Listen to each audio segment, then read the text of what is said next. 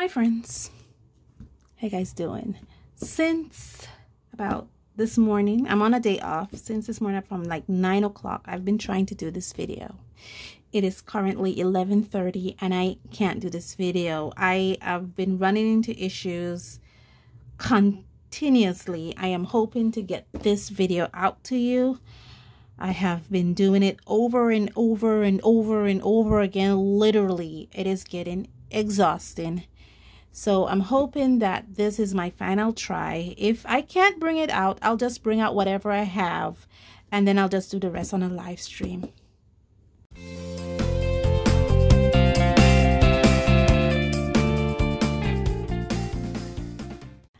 Hi friends, how you guys doing? Sorry for the defeated voice, but I am defeated because I've been having technical issues over and over again since morning. I have done this Turner gouache review at least 4 times already.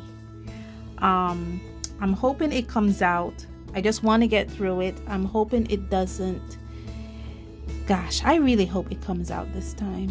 So I am looking at the Turner acrylic gouache. I can literally say verbatim everything that I've written because it's just short notes. The Turner acrylic gouache is made by the Turner Color Works Company. Now the Turner Color Works Company was first made in 1946, where they actually started selling off paints, actual paints that they used to paint your house with, and then they evolved themselves into the Turner Color Works, which were they not only I guess they still manufacture paints, but now they also manufacture watercolor, designer gouache, acrylic paints, acrylic gouache, and according to my research, they also does the golden fluid acrylics paints, and they also do Lucas watercolors, but I'm not sure about those because the way it read it's like iffy or might not. But let's look a little closer at these Turner acrylic gouache. I'm doing this in one take because this is just driving me up the wall. Now these are actually plastic tubings. It comes in plastic tubings, although it comes in 71 different colors.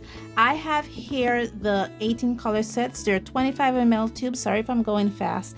And also the Turner company employs the Moselle color system across their color range. Now the Moselle color system is basically invented by Albert H. Moselle in 1920 and 1930s thereabout, and it looks at color in relation to hue, chroma, and value. You can research that on the internet. I will see if I could put a video of the video now, a snapshot of what Moselle depiction of the color system looks at.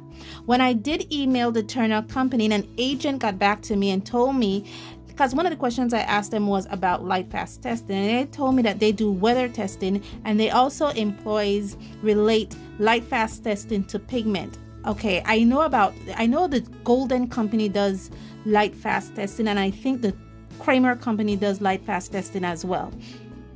Now the Golden company is the company that makes Mission Gold and Core watercolors, and Kramer makes, I think they makes watercolors and oil paints, and they also sell pigments and do light fast testing on their pigments. So let's look at a typical pigment, PY42 yellow ochre. That is a very light fast pigment because pigment making companies or pigment manufacturing companies does light fast testing on those. Because PY42 is light fast, you would expect any medium that is made from PY42 to be light fast too, because it will carry over that light fast effect from the pigment. Also, PY42 also happens to be a very opaque pigment, so you would also expect that any medium made from PY42 to be opaque. And that's how we relate it. Now in my set of 18, I have 2 fluorescent colors, that is rose violet and brilliant violet. So I will not expect these to be light fast, even though they're made from PR122.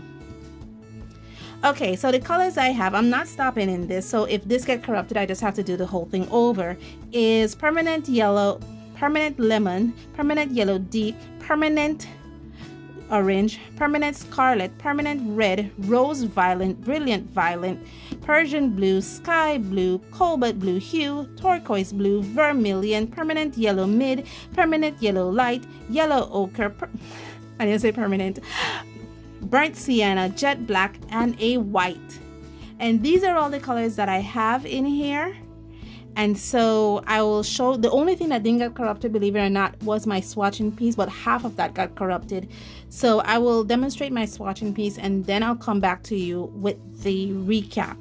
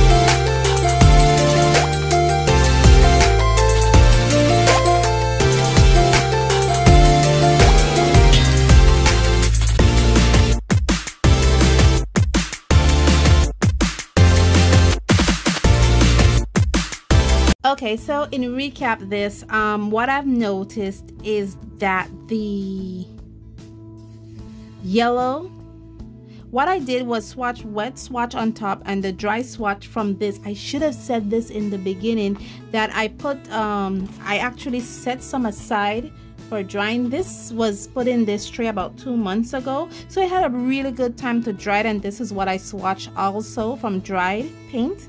And some of them re-wet fine except the black. I was struggling with that. Unfortunately, you did not see that part because that was a half that was not good. So I had to scrap that part, but the black was very hard for me to re-wet, as you can see.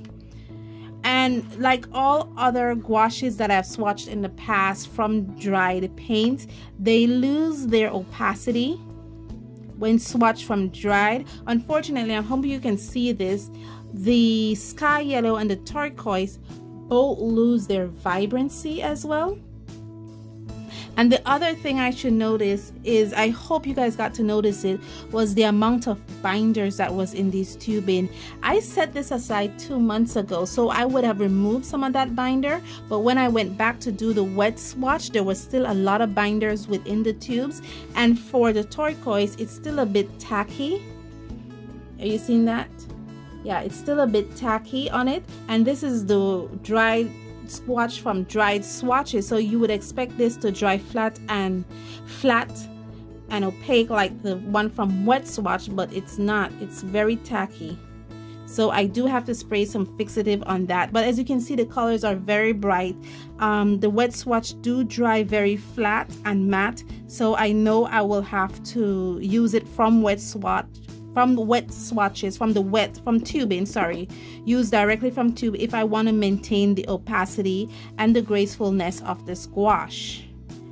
Guys, I will be doing this in a live stream. I'm just saying it now because I'm having a lot of problems with the memory of my memory here, and so filming is becoming the memory problems are becoming an issue. So I'll be doing this on a live stream on Instagram, so join me there where I work with this.